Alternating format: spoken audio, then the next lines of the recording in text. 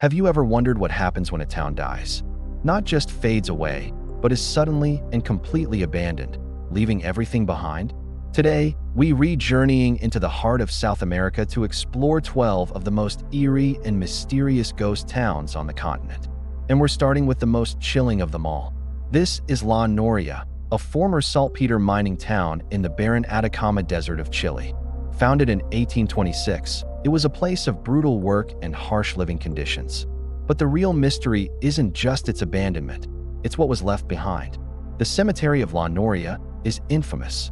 Graves lie open, their contents exposed to the desert sun, with skeletons and tattered clothing scattered about. Locals whisper stories of the dead rising at night, their ghostly figures seen walking through the empty streets. Visitors report hearing children's laughter, disembodied voices, and an overwhelming sense of being watched. Why were the graves desecrated?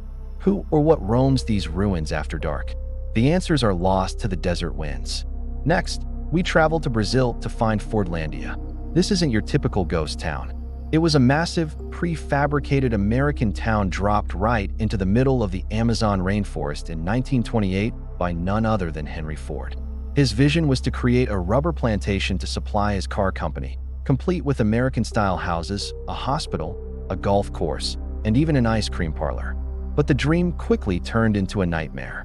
The rubber trees were plagued by disease, and cultural clashes between American managers and local workers led to violent riots. By 1934, Ford's jungle utopia was abandoned, a surreal monument to industrial ambition swallowed by nature. Let's head over to the windy plains of Patagonia, Argentina, to discover the ruins of the Kilometro 185 railway village. In the early 20th century, this was a bustling hub for the workers building the Patagonian Railway. It was a small, self-sufficient community with a school, a post office, and homes for the families. But when the railway project was abruptly canceled, the town's purpose vanished overnight. The residents packed up and left, leaving their stone houses to crumble under the relentless Patagonian winds. Today, it's a lonely, silent place, a testament to a forgotten dream of connecting this vast, remote landscape. Now, imagine a town deliberately drowned. That's the story of Potosí, Venezuela.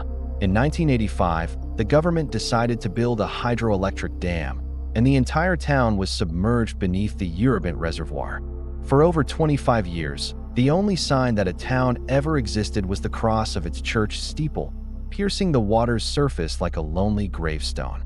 But due to severe droughts, the water levels have receded in recent years, and the ghostly skeleton of Potosí has reemerged. The church, a school, and the outlines of houses now stand exposed on the cracked, dry lakebed, a surreal and haunting landscape. Let's venture back to Chile, to the mining town of El Teniente. This isn't a fully abandoned town, but a company town that was forcibly emptied. Nestled high in the Andes, it was once home to thousands of miners and their families. However, due to the dangers of avalanches and landslides, the company relocated all residents to the nearby city of Rancagua in the 1960s. The town itself, with its unique architecture clinging to the mountainside, was left empty. It's now a bizarre, frozen-in-time complex you can only visit on a guided tour, walking through streets that were once full of life but are now unnervingly silent. We've reached the halfway point, and it's time for our second major mystery. Welcome to Humberstone, also in Chile's Atacama Desert. Like La Noria, it was a saltpeter mining town, but Humberstone's story is different. It was a model town, a thriving community with a theater, a swimming pool, and beautiful public squares. It was abandoned in 1960 when the synthetic nitrate market collapsed. But the people who left reported something strange. They spoke of a pervasive sadness that clung to the town, a feeling that something was deeply wrong.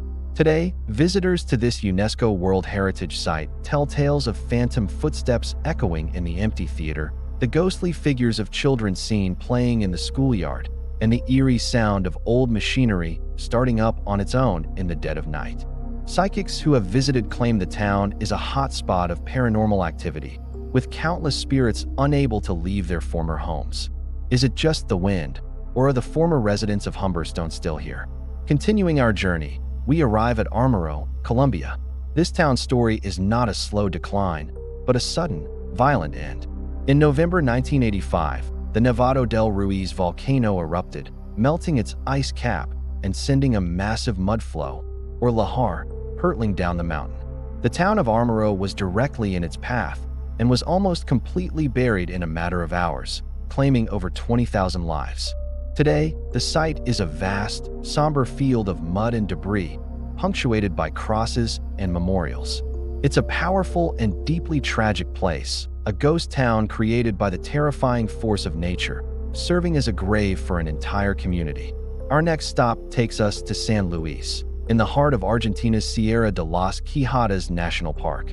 This isn't a single town, but a collection of puestos, or small settlements, that were abandoned in the mid-20th century. The people here were farmers and goat herders who lived a simple, isolated life.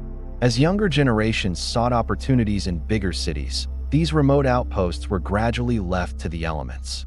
Exploring the park, you can stumble upon these crumbling adobe homes and stone corrals, their rustic ovens and forgotten belongings telling a silent story of a way of life that has all but disappeared. Back in the Andes, we find the Real de Catorce in Mexico.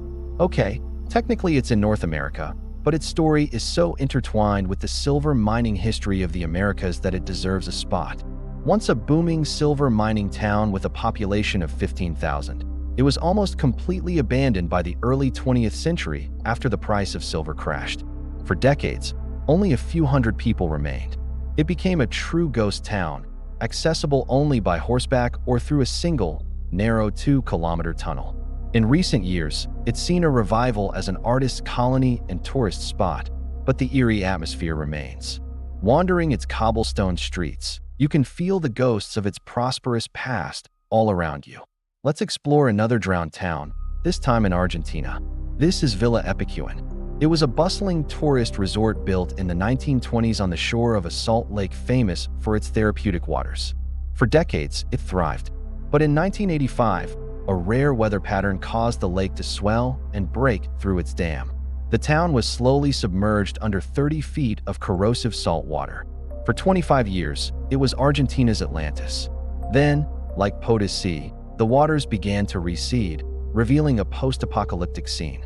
Bleached white, skeletal trees, and the rusted, salt-encrusted ruins of hotels and homes create a landscape that feels like another planet. Our 11th location is the remote Patagonian settlement of Misnibolam in Mexico's Yucatan Peninsula. Again, just outside South America, but a quintessential ghost town. This was a thriving hacienda during the Henequen or green gold boom. The legend surrounding its downfall is dark. It's said that the son of the hacienda's owner was murdered here in the 1920s.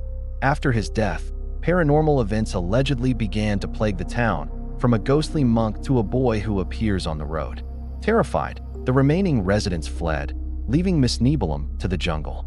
Today, paranormal investigators and curious explorers are its only visitors, drawn by its chilling tales. Finally, we come to Sewell, Chile, the city of stairs. Built by an American mining company in 1905, this town is perched precariously on a mountainside in the Andes, with no roads, only a central grand staircase and various footpaths connecting its colorful buildings. At its peak, it housed 15,000 people. But like El Teniente, the company moved the families out for safety reasons in the 1970s. The town was left perfectly preserved but empty, a vibrant city without a single soul. It's now a UNESCO site, a stunning and surreal example of a company town that became a ghost town by design. From desecrated graves in the desert to cities swallowed by water and jungle, these 12 places are powerful reminders of ambition, tragedy, and the relentless passage of time. They are silent storytellers, their ruins whispering tales of the lives that were lived and lost. Which of these ghost towns would you dare to explore? Let me know in the comments below. Thanks for watching, and don't forget to subscribe for more adventures into the unknown.